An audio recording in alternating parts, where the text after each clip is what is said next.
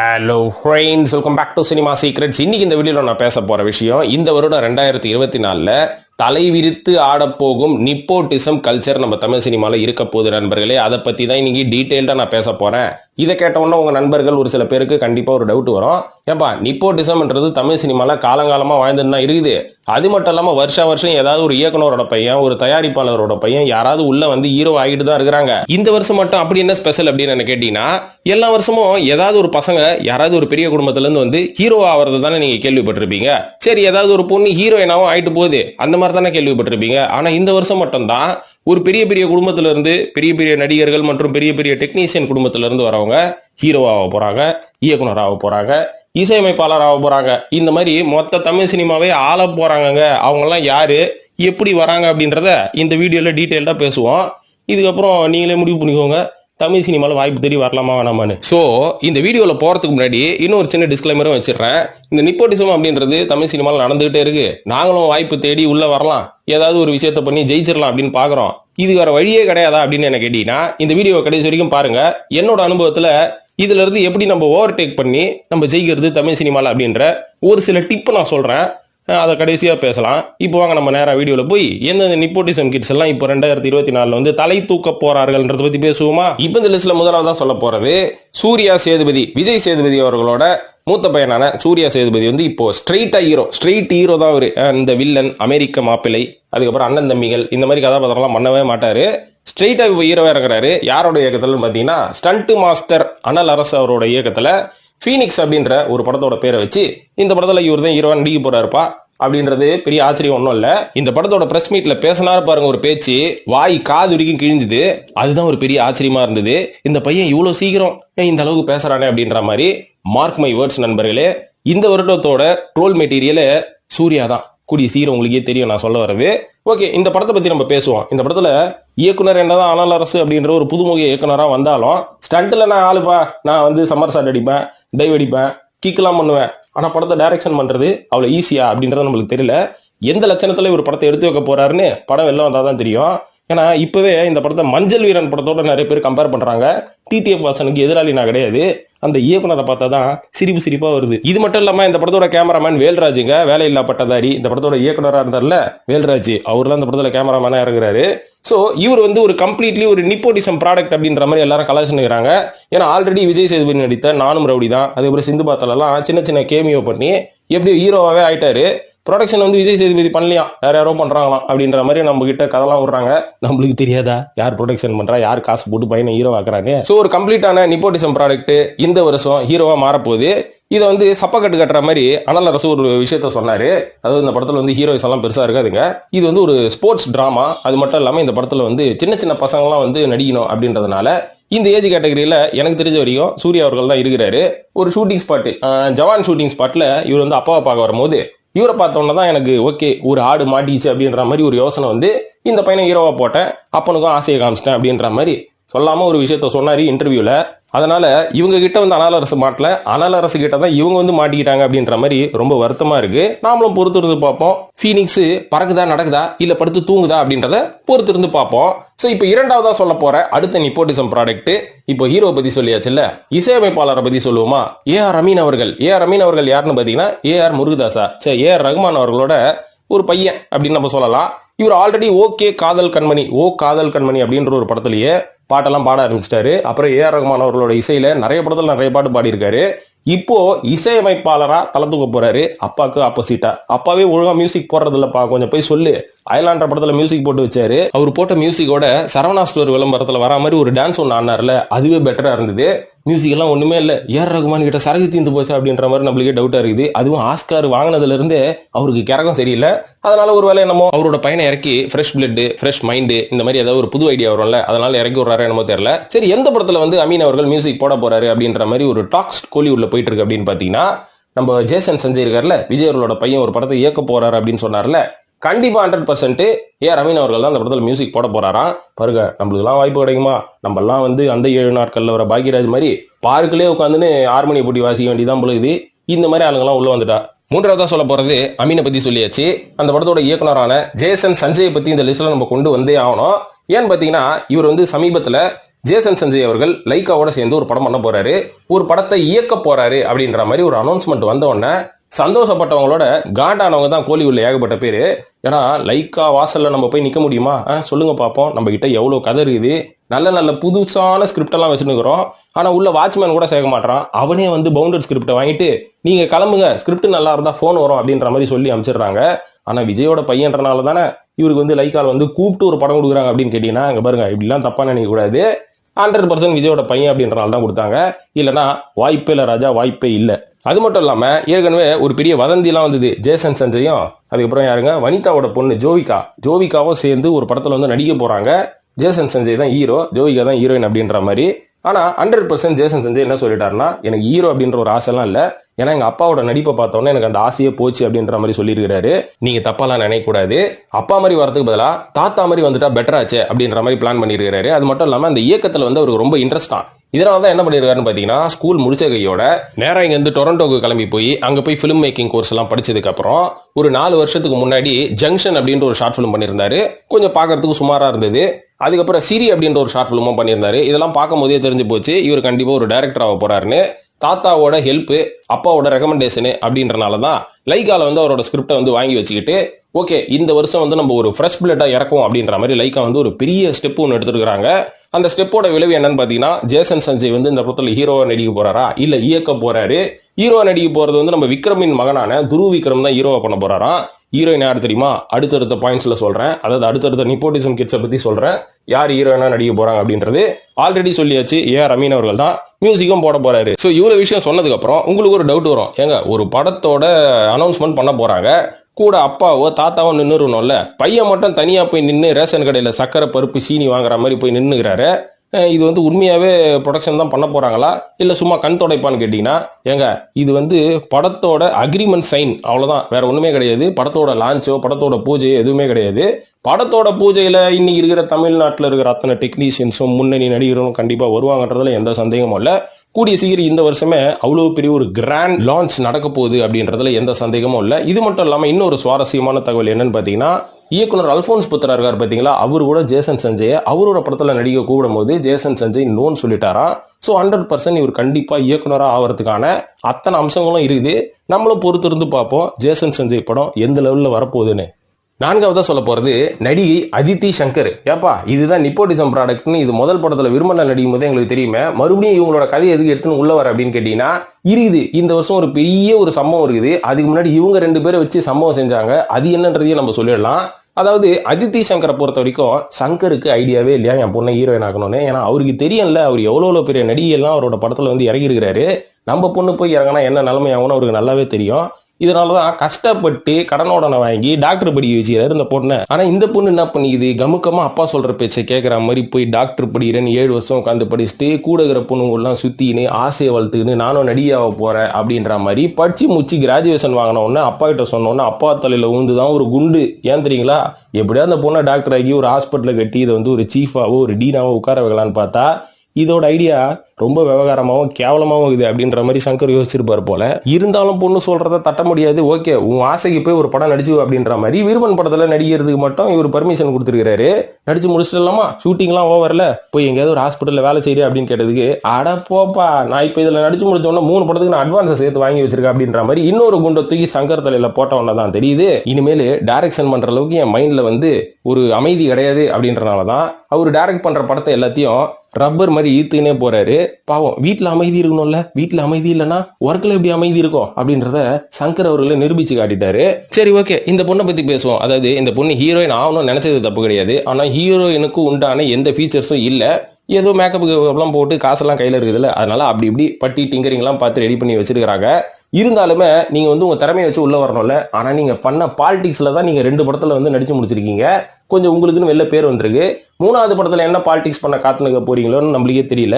ஏன்னா ஆல்ரெடி இவங்க விருமன் படத்துல இறங்கி வேலை செய்யும் போது அந்த படத்துல ஒரு பாட்டு ஒன்று வரும், மதுரை வீரன். இந்த பாட்டை வந்து முதல்ல வேற ஏதோ ஒரு பாடகி பாடி ஃபுல்லா கம்போசிங் எல்லாம் பண்ணி முடிச்சு ரிலீஸ் பண்றதுக்கு முன்னாடி இல்ல இந்த பாட்டை நான் மறுபடியும் நானே பாடுறேன் என் சொந்த குரல்ல, அதை ரிலீஸ் பண்ணுங்க, ஏற்கனவே நீங்க ரெக்கார்ட் பண்ணி வச்சதை டெலீட் பண்ணுங்கன்னு சொல்லிச்சான். அந்த படத்தோட மியூசிக் டைரக்டரும் ஓகே சங்கரோட பொண்ணு சொல்லுதுன்னு சொல்லி கேட்டு முடிச்சிருக்காரு. பண்ணியே முடிச்சு அதே மாதிரி அதித்தி சங்கர் பாடி அந்த பாட்டு ரிலீஸ் ஆயிருக்குது.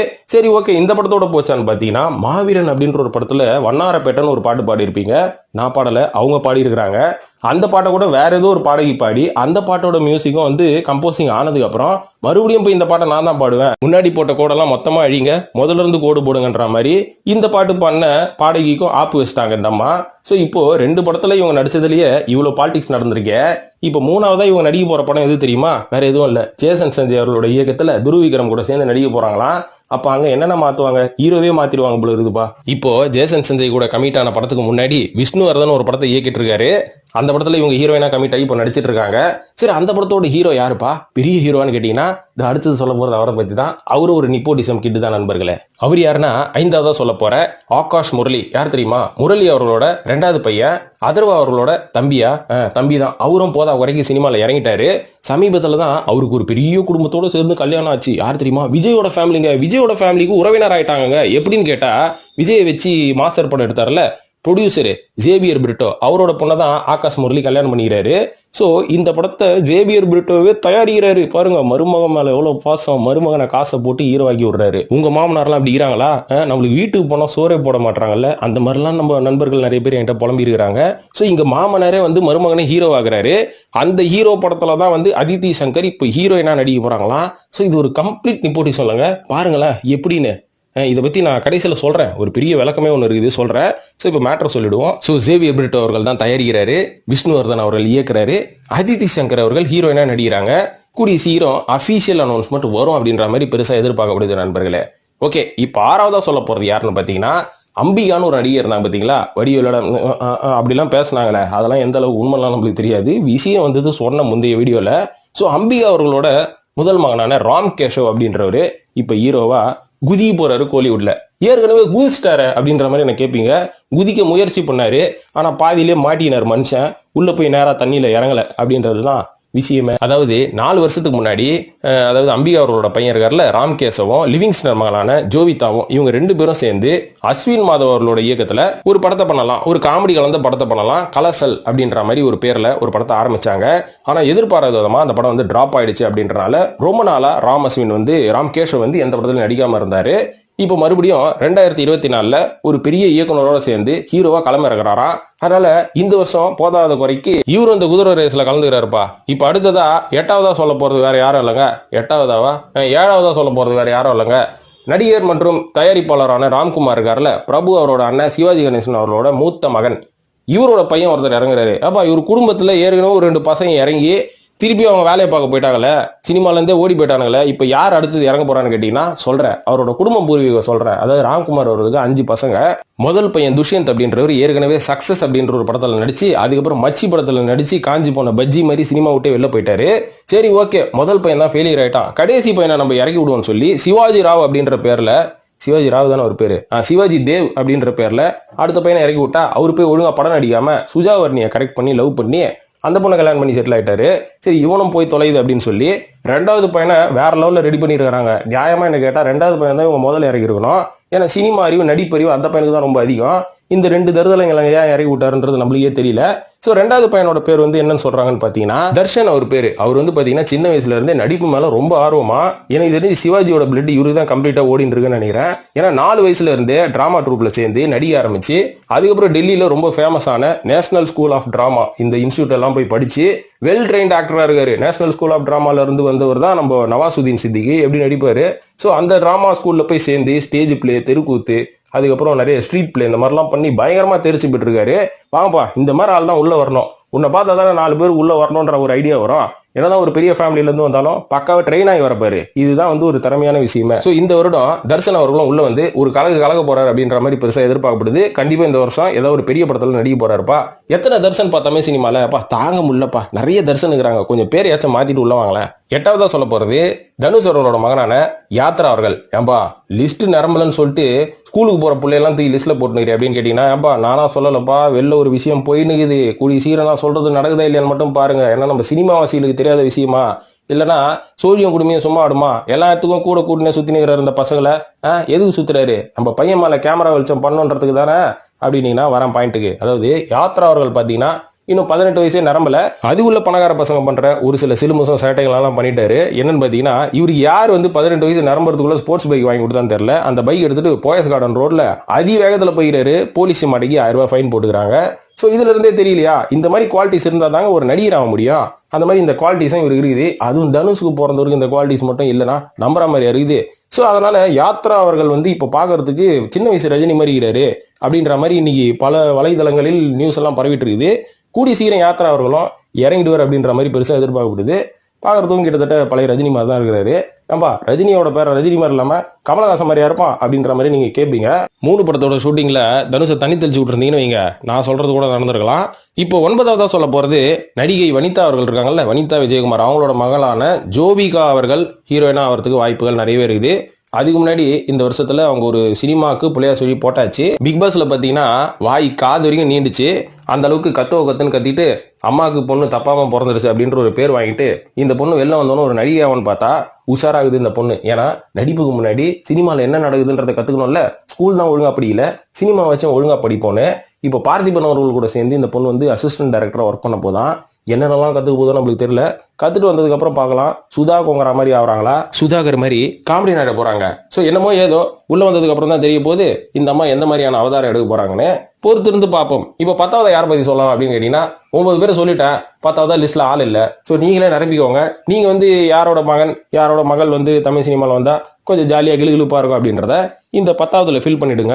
சரி ஓகேப்பா, வீடியோட ஆரம்பத்துல சொல்றேன், நீ எங்களை மாதிரி சாமானிய ஆட்கள் எப்படி தமிழ் சினிமால இந்த நிப்போட்டிசம் அப்படின்ற ஒரு விஷயத்தையும் தாண்டி ஜம்ப் பண்ணி உள்ள வருது, அதுக்கான பதில் என்ன அப்படின்னு கேட்டீங்கன்னா இப்போ சொல்றேன். அதாவது நிப்போட்டிசம் அப்படின்றது தமிழ் சினிமால தலைவிரிச்சு ஆடுதுப்பா, எப்படிப்பா நாங்கெல்லாம் முன்னேறது அப்படின்ற மாதிரி தலையை கரகரகரன்னு சுரிஞ்சுக்கிட்டு ரொம்ப யோசிப்பீங்க. அப்படிலாம் யோசிக்கவே தேவையில்லை. நிப்போட்டிசம்ன்றது எல்லா துறைகளிலும் இருக்குது நண்பர்களே. அது வந்து தமிழ் சினிமால தான் இருக்குது, அதுக்கப்புறம் ஐடி கம்பெனில தான் இருக்குது, கவர்மெண்ட் ஜாப்ல தான் இருக்கு அப்படின்னு கேட்டீங்கன்னா அப்படிலாம் ஒண்ணுமே கிடையாது.